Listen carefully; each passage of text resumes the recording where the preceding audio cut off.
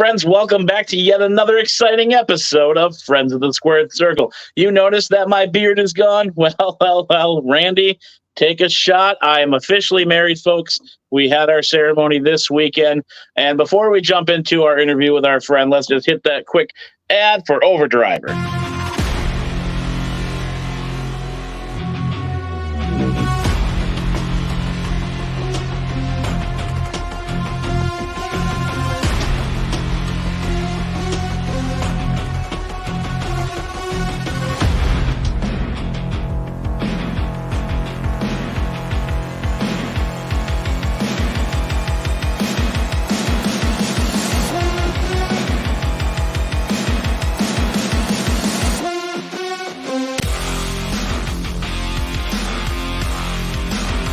Be the change. Join Overdriver at overdriver.org.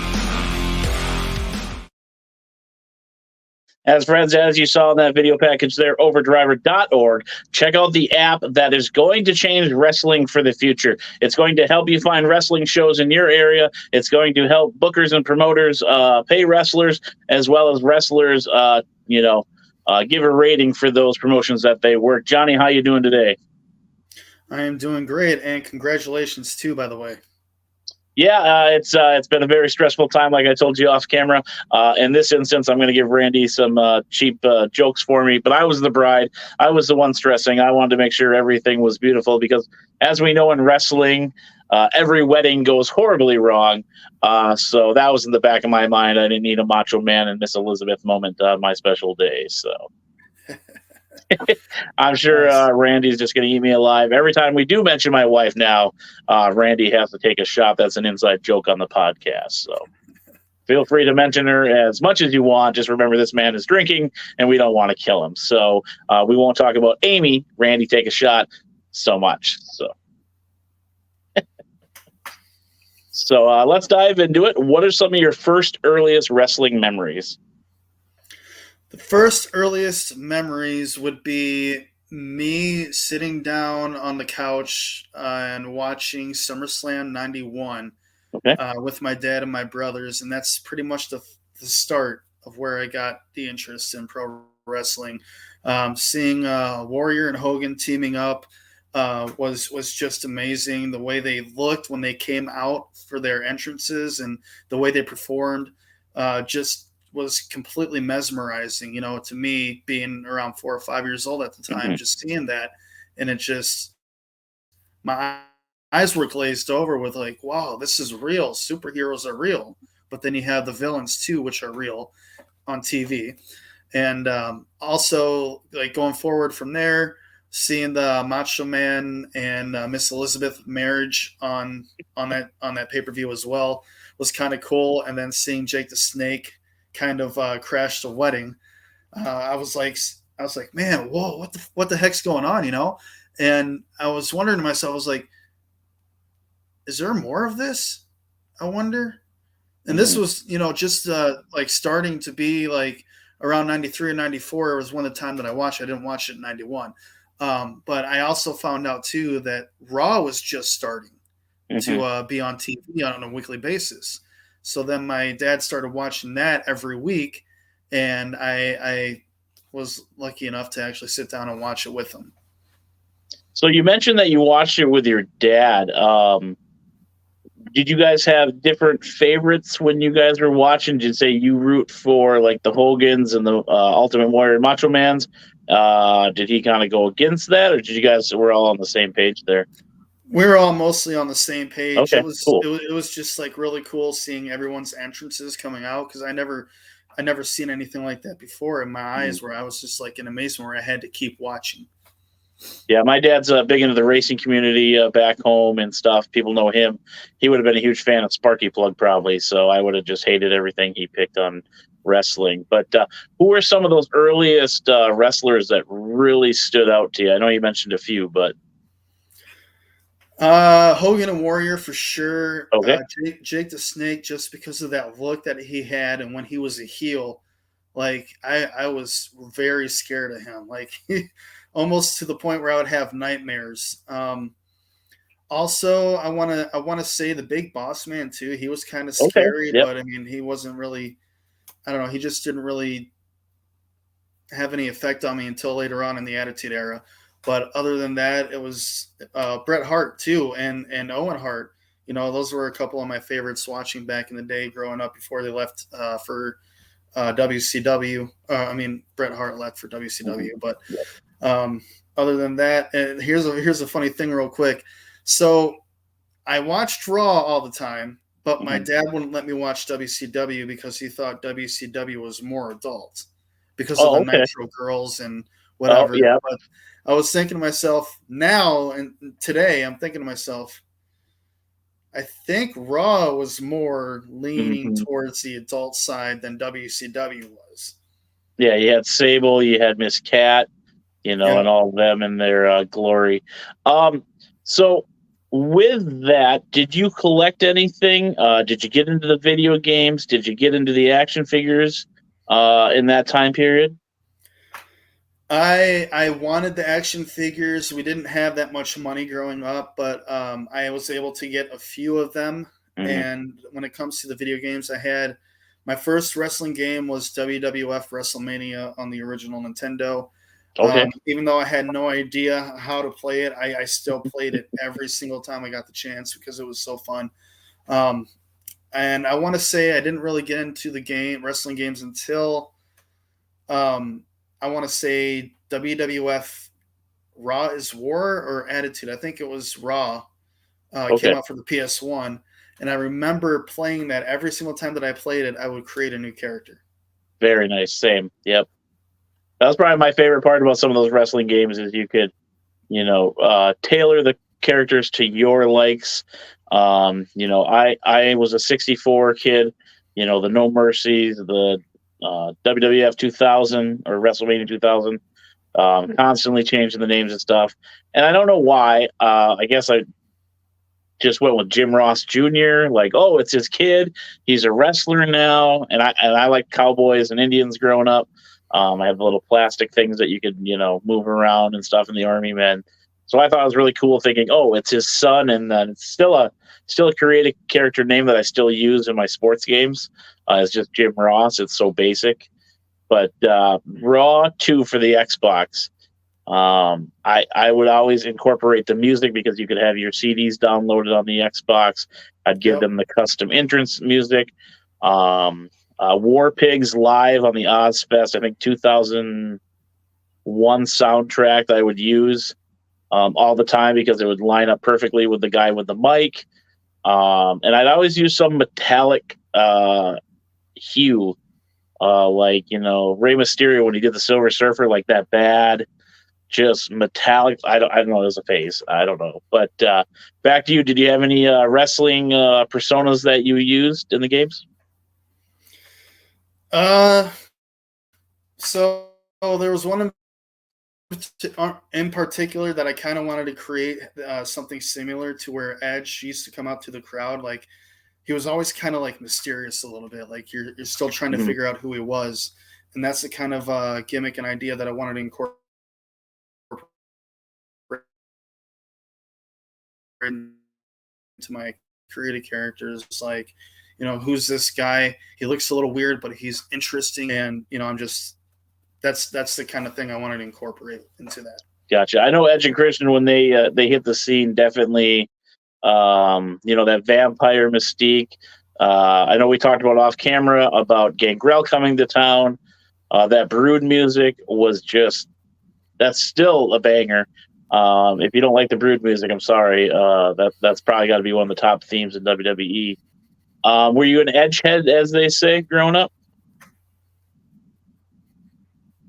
Okay, I was Christian, not so much, but I like the stories that they created okay. with all the characters. I mean, Edge, Christian, the Brood. I mean, it was something different that I've never seen Now we before. won't touch on it too much, but how you feeling about him jumping to AEW? Um, I feel that it's cool. I Hmm. like all wrestling. All of wrestling is professional wrestling in my eyes. Yep. Um, I think it's cool. Like if he wasn't happy or he wanted to do something else, like finish his career where Christian was, that's cool. Hmm. Awesome. I'll watch him. Yeah, and I have no qualms with, I'm not WWE stance, AEW stance.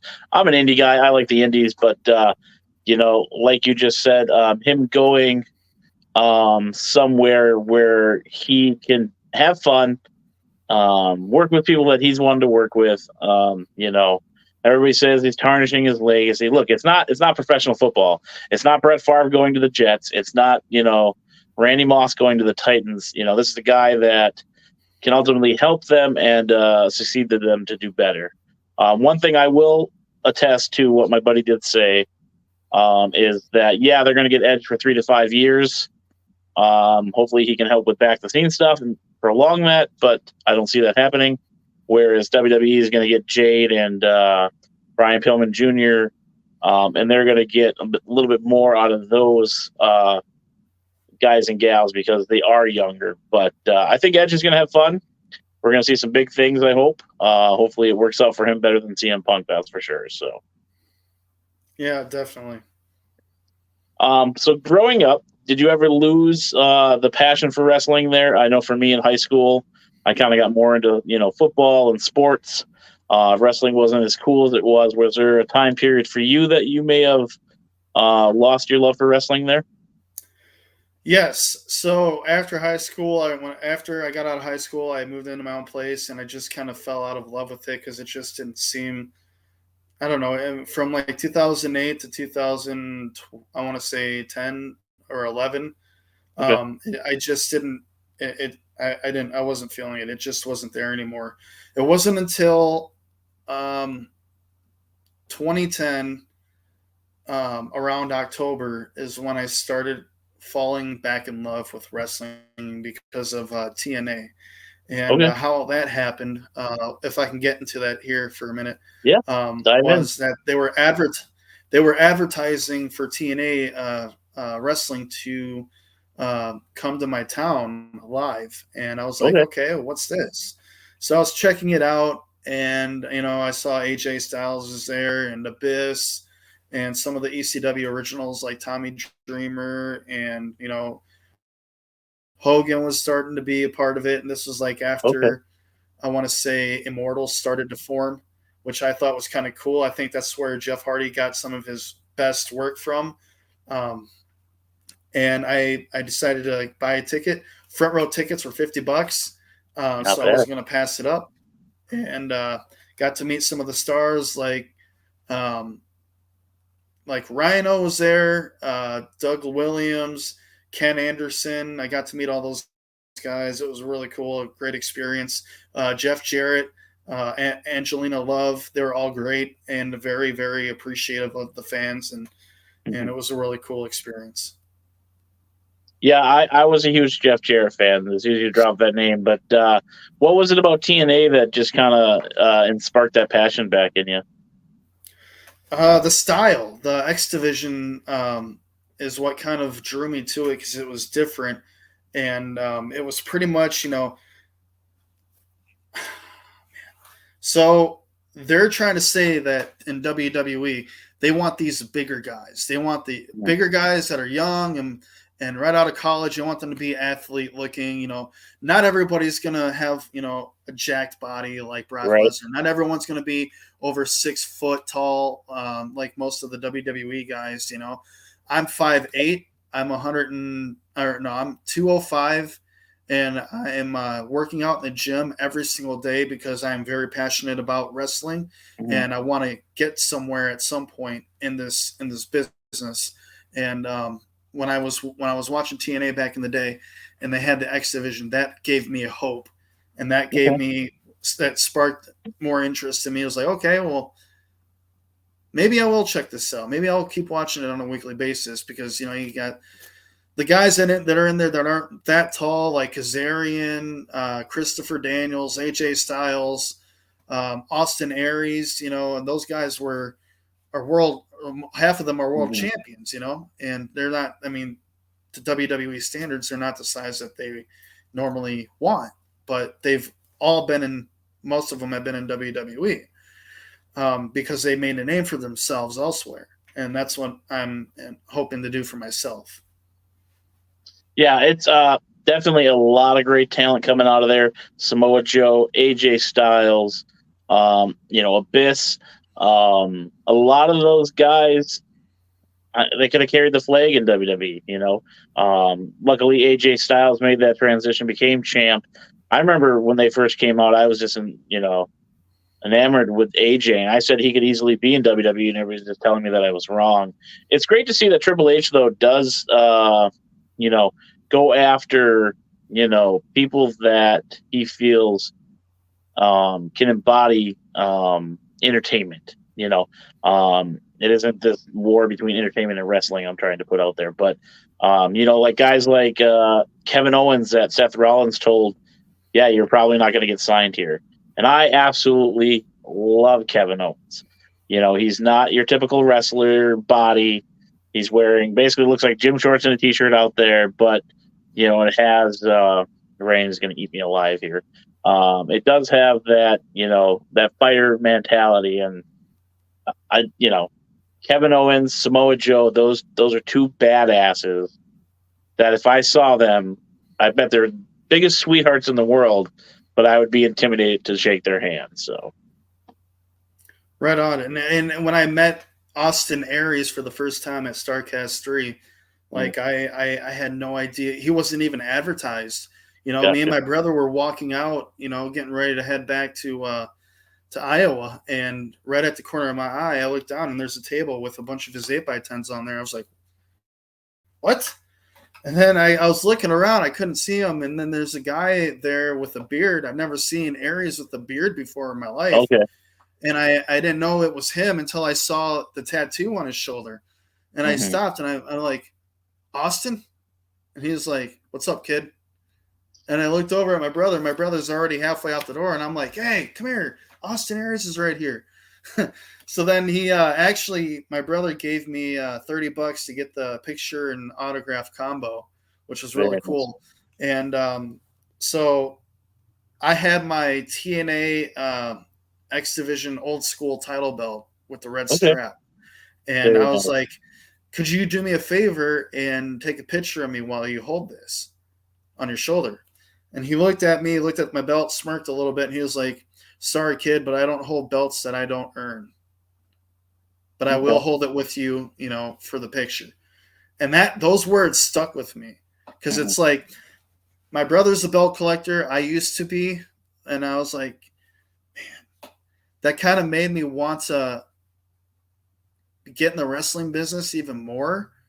Because like I wanted my grandfather, he was a boxer back in the 40s, and he's got a very, very impressive record to the point where I don't mean to steer off from this topic, but he had a very impressive record to the point where he gained national attention from promoters wanting him to try out for pro.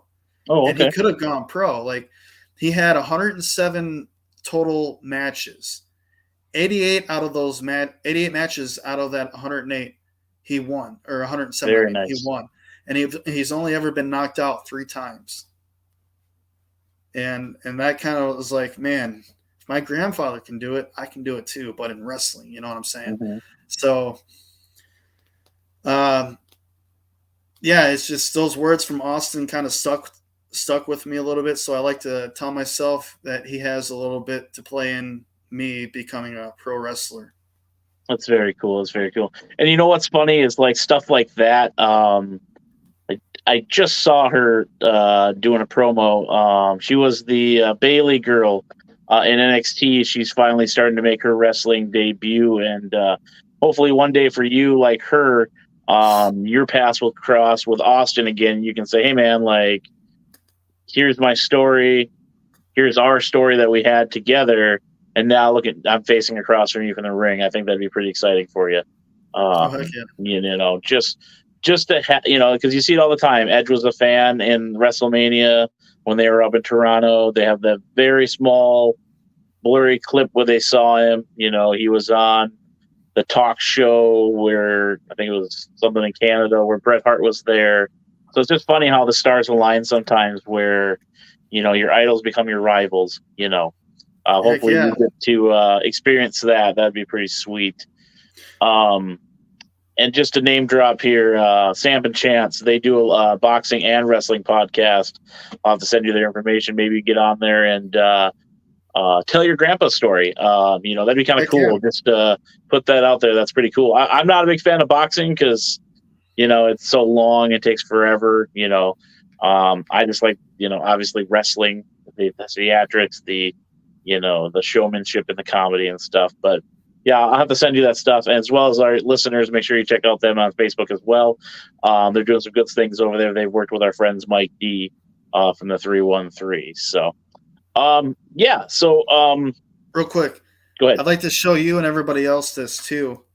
Also, to remind them to keep this in mind, because in the future, I know one day it will happen where it's going to be me versus Austin Aries. But this is like the picture.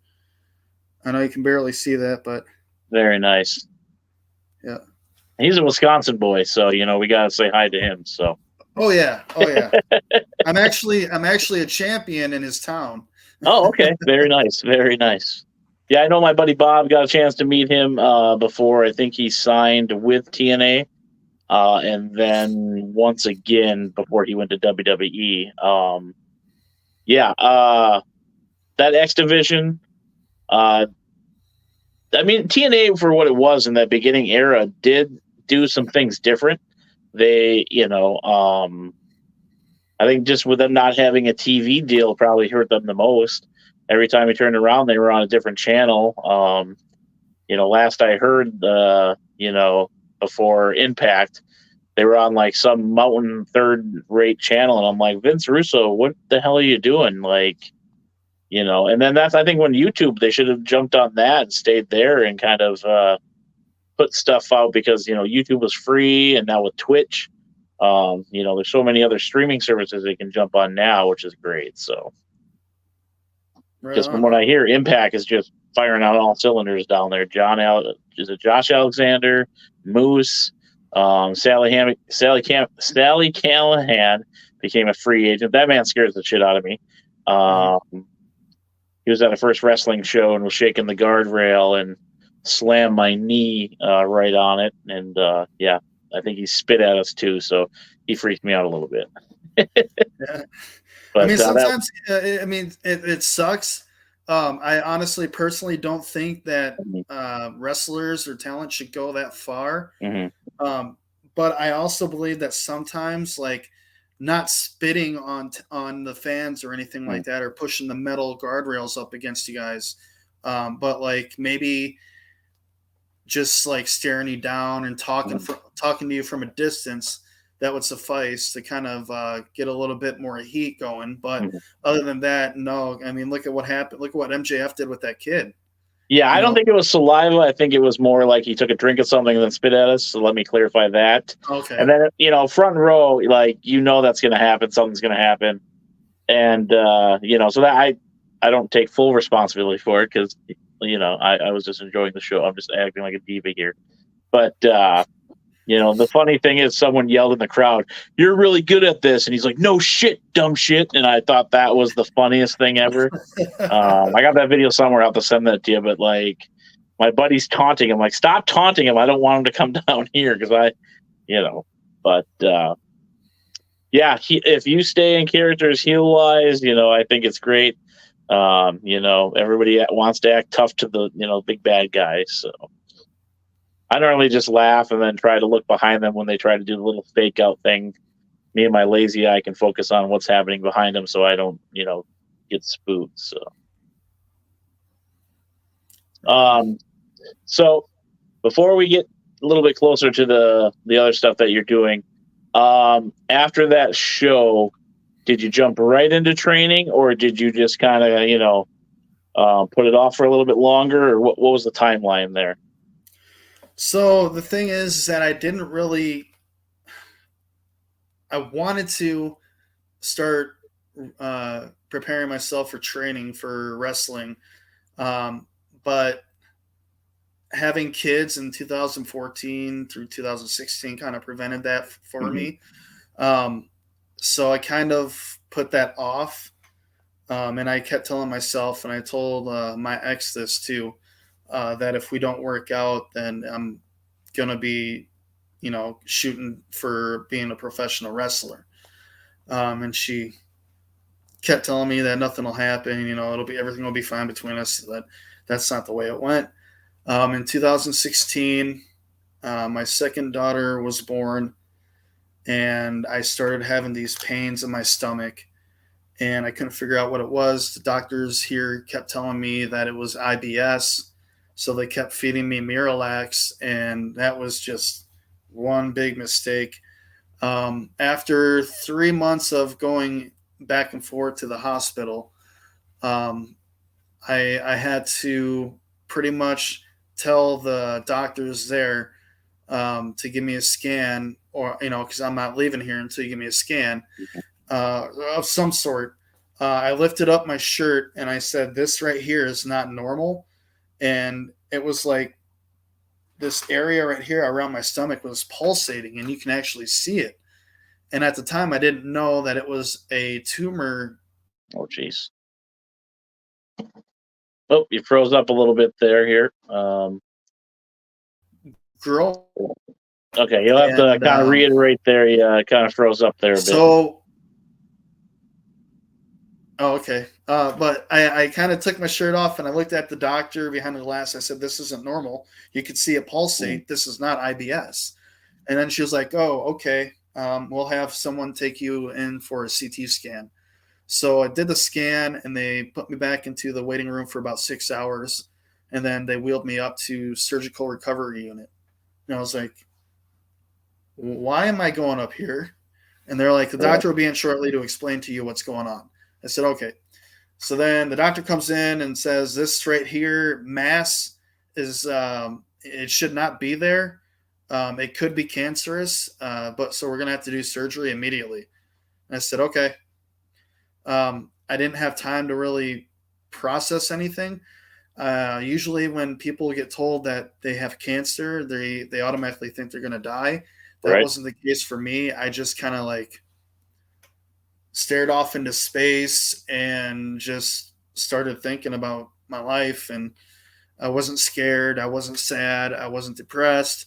I wasn't pretty much anything. I was like almost thinking to myself, what have I done with my life so far to this point? I got kids and I have pretty much nothing to show for anything that I've done in this life.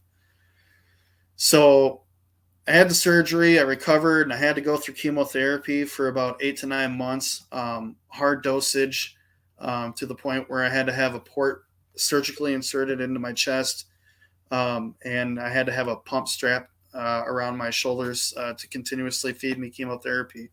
It sucked, but I wasn't as sick as the doctors thought I was going to be, I guess due to my age.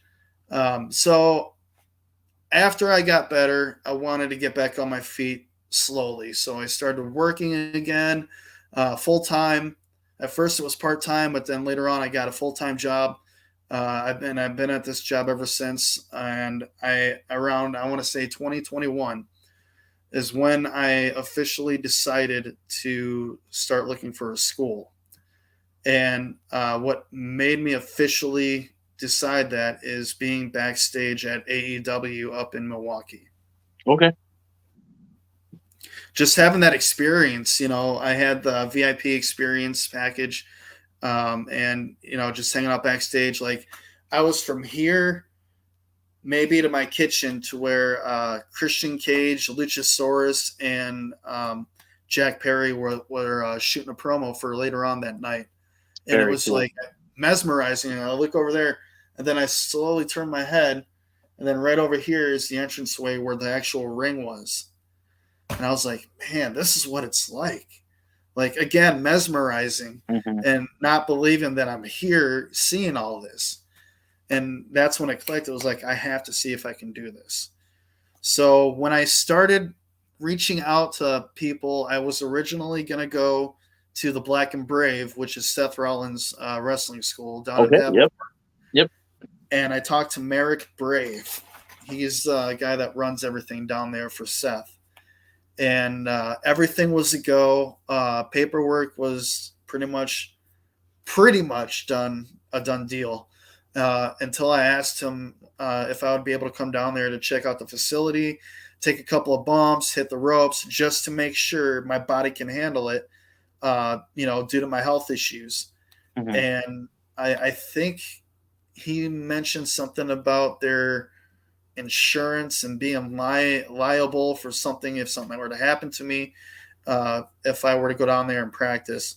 He was like, but if you want, pay the full tuition, and if you can't handle it, then at least you'll know. But everything's non-refundable. So I was like, thank you for your time, but I don't think I'm going to go to the school. 2 days later, Impact Pro out of Collins, Iowa, contacts me, saying asking if I was interested in coming down for their training. And I was like, okay, this is pretty good timing. This has to be like life telling me to go for it. And Hmm. I was like, okay. So I called him up and we talked for about 45 minutes. And I told him my story, told him what was going on with me, my recovery, and asking him if I can come down there to take a couple of bumps, hit the ropes, see how it feels. And he says, oh yeah, sorry about you going through everything that we were just talking about. He's like, yeah, come on down. James will take you down there, and he'll take you through some training stuff. So I said, okay. Near the end of August of near the end of September of 2021 is when I was able to go down there and take a couple of bumps. I walked the ropes first, and I ran them. Everything felt good so far. Then he asked if I wanted to take a suplex, and I said sure. So he's like, it's going to be a fisherman suplex. Not a problem. I'm pretty flexible. So grabs me, picks me up for the fisherman suplex, bam, asks me if I'm okay, and I said yes. And it was right at that moment after I said yes, I knew I was going to go there. I knew this is what I wanted to do. Everything felt great. The timing even Hmm. felt great, even though I was 31 years old at the time. Um, it's like normally people like to get into the business or should get into the business before they're in their 20s. Right. Yeah. But I come from a background where I don't even have that much money. So I mean, with COVID happening, me Hmm. getting paid a weekly bonus and saving up money for me to go to school, everything I felt just fell into place at the right time. Yeah. I mean, Batista didn't start till he was what, 36, 37. So I mean, The you same know, with DDP. yep. I mean, everybody's journey is different. I mean, um, it's going to be exciting to see what you get to experience. And I just talked with Jesse Dynamite on our last episode. He's 19. He's just starting out. You're kind of still just starting out. So, everybody's story is different. And I know you're new to Friends of the Sports Circle, but hopefully you keep sending me those, you know, events you want me to promote for you, as well as, anything you want me to share. I know we've done that in the past. But it's so exciting because part of me is like jealous because you're getting to do that thing and, chase your goals. And I'm starting on one of my goals, which is to potentially put some stuff out there. But it's just exciting. Like, I get excited for the person that's on because just my brain just thinks of all the fun things you're going to experience, being on posters, getting to sign those autographs for those little kids that you get to inspire, even though you Mhm. don't think you're doing anything. But there's somebody out there that sees what you're doing, and it's going to inspire them. Just like with watching this, I know I don't have that global reach yet, but maybe somebody digs this episode up because they're bored one night and they say, "Hey, man, this dude had cancer. He started wrestling at 30. What's to say I can't do it?" And get out there and do it. Just like with this podcast, I mean, it's nothing compared to what you're going through by any means, but it's just like this was supposed to be just once a month, and next thing you know, I'm closing in on 1,500 followers, and I'm putting out weekly content. I have a second show. I'm doing vendor tables. Next year, I plan to travel with this and hit up Mike D in Detroit, or JD in Pennsylvania, or Cruising Kayfabe in North Carolina. Dropping my friends here, So it's so crazy. Like, how this was just supposed to be something to do for fun, and now it's like going to take me places, and I'm so excited for you, Johnny. Send me those promo photos you're on. Send me anything you want me to share because we're gonna broadcast you, man, because that's what Friends in Squared Circle does. So Most definitely. And any other wrestlers out there that you suggest or ask people to go follow and help them out, I definitely will. yeah, I've been doing that since I joined Friends of the Squared Circle. I believe that this is one of those places where it doesn't matter if you're a WWE fan, AEW fan, Impact fan, or New Japan fan. We all have the same thing in common, and that's professional wrestling. Professional wrestling should be a family where we all come together and appreciate it for what it is. And I get it. There's going to be people out there that are for one company and don't like the other, and that's fine because everybody has their own choice. And it's also kind of funny that you brought up that that there may be people out there that see this video, look at me and say, "Well, this guy had cancer and he recovered and started wrestling at 30." When I was on, for those of you who don't know, when I was on Busted Open Radio on Sirius XM, like I kind of blew David LaGreca and Thunder Rosa's mind a little bit because they were kind of shocked, like, man, this guy went through that kind of heck, mhm, and then he bounces back to being like not 100% healthy. I don't think I ever will be 100% healthy again because of what chemotherapy does to your immune system. right. But to go bounce back from that to putting your body through everything that I've put it through so far, that's that's amazing. Mhm, And it was really cool to hear, Thunder Rosa tell me that. And she also suggested I go to my kid's school, and I'm trying to right now to pretty much, to be a speaker there, mhm. to tell the kids my story and hopefully inspire them to keep having their dreams and not to, like, I don't know, think that anything's impossible because it's not. I'm living proof of that. Mhm. Yeah, and you know, I just it's so remarkable that you know you can hear that from your peers. Like I hear oh, I'm doing a good job and stuff like that, but to hear that coming from another wrestler, um, that's got to motivate you even more to reach those goals and get there. So losing my train of thought here, but yeah, I'm excited to see where you go. Like I said, and what's next for you.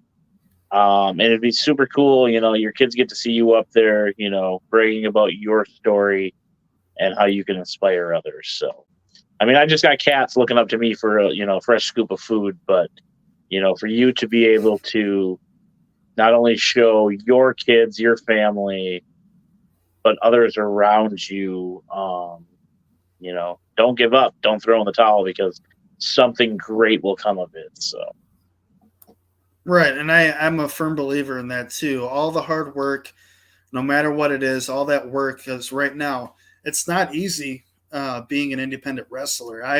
Right now I'm working 40 plus hours at my normal job.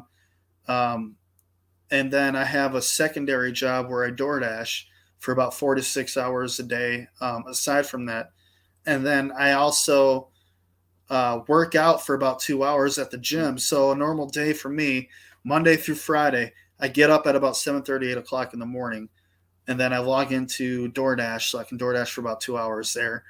And then when I get done, I go to the gym, work out for another 2 hours there until around noon, and then I go to the second place that I go to for a gym, which is the YMCA, because I like to hang out in the sauna and the hot tub for recovering. And then when I get done there, I come back to my house here, take a shower, clean myself up, and then I go back out and DoorDash until it's time for me to go to my full-time job. and then adding special appearances on podcasts as well as like putting in the miles for wrestling. Yep. It's only going to get busy for you, brother, like, which is a good Yep. busy. So yeah, anything you want shown off or whatever, you send it my way. We'll try to get you some love and attention there. I know we're still small time, but just like you, we're trying to continue to grow and get our name out there. And hopefully our paths cross, soon as well. I've got family in Iowa. I don't like to brag about them too much because sorry, Johnny, it is Iowa. But I completely I'm understand. going to clip that spot just for my cousin Sarah. You mentioned Impact. Our other friend Austin is down that way. He puts on the show as well. Hopefully, like I said, 2024, Friends of the Squirt Circle will be traveling a little bit to do some promotions. And then, this is what's great about the friendships, people. I know we say it every episode. He's in Iowa. I'm in Wisconsin.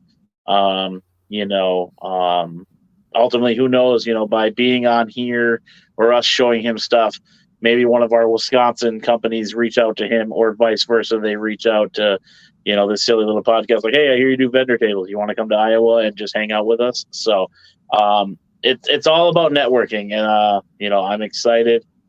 I can't say it enough. Like, I fangirl out every time, the wrestlers and their stories. Your story is unique, just like Nick's as well as Richie's. And JD's, you all have a special story that just seems to fall into my lap. I'm not searching you guys out for specific reasons, but I feel like I am honored to help tell those stories. And now your story will be out there, as I like to say, on the internet. So now it's official. So.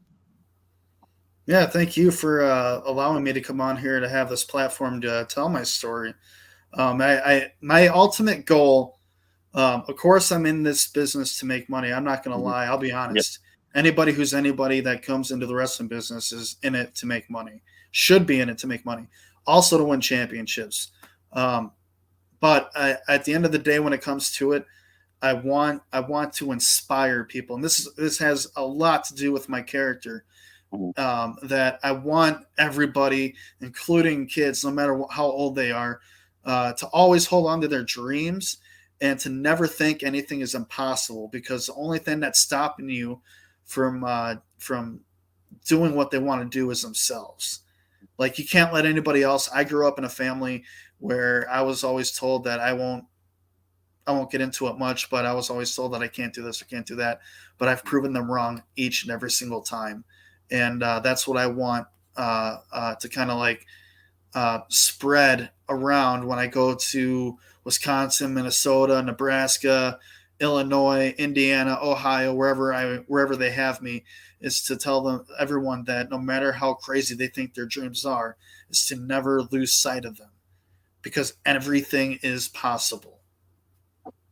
And, to add on to that a little bit, your dreams can take you anywhere, and inspire you to do even more things. You know what I mean? So it's a great message, we'll jump into where people can find you here, but, continue doing what you're doing. And then let's just showcase it, because the more eyes we can get to you, the more it'll spread. So.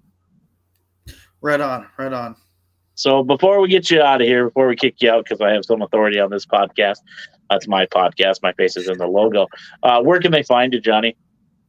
On Facebook, Johnny Cass. Just search me on there. Everywhere else, mainly I go by Johnny Cass _88. I'm also on TikTok. That's where I usually do my promo videos before I post them on social media. My TikTok is THT, the number one guy. And I've gotten pretty good feedback on my promo videos so far. So I don't think I'm that good yet, but I'm getting there.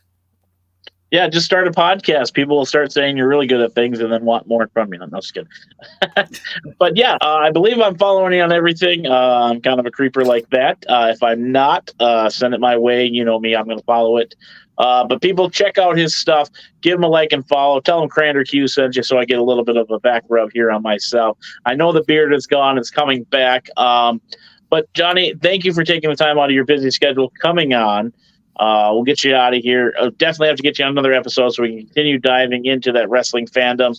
We talked about the collectibles as well, and I have to give you one hard-hitting question before we get you out of here.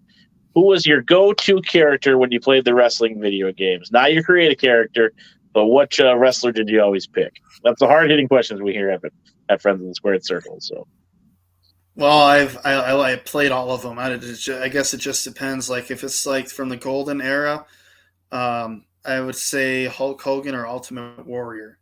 Okay. Attitude era I'd have to go with the Hardys, or The Rock or Stone Cold, and Ruthless Aggression era. I would say I liked playing the Here Comes the Pain. So it was either Chris Benoit, Goldberg, or who else? I think Kidman was in there too. Kidman was another one of my favorites. Gotcha. I always went with La Parka and Sting because they always came out with the bats, and I was a huge Goldust fan, so I'd always take him just because he did Shattered Dreams. I always thought that was pretty great. So, Okay. All right. Well, we'll get you out of here. We'll play that beautiful video package here for the folks at the end, and then you and I will chat off camera. All right. Sounds good. All right. Thanks again. Hey, friends, thanks for tuning in to yet another exciting episode of Friends of the Squared Circle, where I'm your host, Crander Q, a.k.a. my real name. Now let's jump into the sponsors, shall we? Make sure to check out ChefKeithFoods.com for all of your salsa needs. The best made fresh since 2019. Flavors include Ragin' Reaper, Hoppin' Habanero, Groovy Garden, and more. Check out that website today. Also, check out our friends over at Superior Creations for all of your custom tumbler needs. They are on Facebook.com/Superior Creations MN. Also, Darren Corbin, give him a like on Facebook, Instagram, YouTube, Twitter, and TikTok. Yes, Darren Corbin is on TikTok. And another great way to support Darren is by checking out patreon.com/Darren Corbin, where tiers start at just $1. Last but not least, make sure you give us a like and follow on all of our social medias as well. We want to thank you for being a friend of the Squared Circle. Tune in for more episodes. Also, if you want to get merch for yourself, you can check out friendsofthesquaredcircle.org for all of those needs. And it's your boy, Crander Q. Crander Q out.